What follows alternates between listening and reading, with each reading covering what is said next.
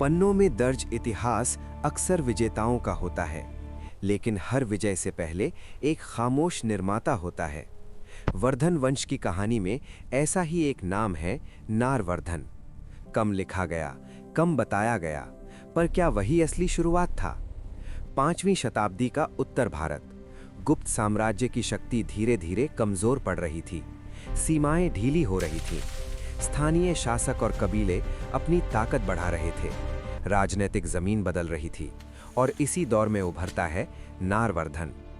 इतिहास में उसके अभियानों का शोर नहीं मिलता, न बड़े युद्धों के वर्णन, न विशाल विजय स्तंभ, लेकिन वंशावली साफ कहती है वह वर्धन शक्ति की शुरुआती कड़ी था। थानेसर का क्षेत्र व्यापार मार्गों के पास धार्मिक और सांस्कृतिक केंद्रों से जुड़ा। यहाँ स्थिर शासन स्थापित करना आसान नहीं था, फिर भी नारवर्धन ने स्थानीय शक्तियों को साथ जोड़कर एक संगठित राजकीय ढांचा खड़ा किया। हो सकता है उसके समय के शिलालेख हो गए हों, या फिर बाद के महान राजाओं की चमक में उसका नाम धुंधला पड़ गया हो। इतिहास अक्सर परिणाम याद रखता है, प्रक्रिया नहीं। लेकिन सोचिए, अगर शुरुआती शासन अस्थिर होता तो आगे चलकर प्रभाकर वर्धन का उदय कैसे होता, और फिर सम्राट हर्षवर्धन जैसा तेजस्वी शासक उसी वंश से कैसे निकलता। इसका मतलब साफ है, नींव पहले ही मजबूत रखी जा चुकी थी।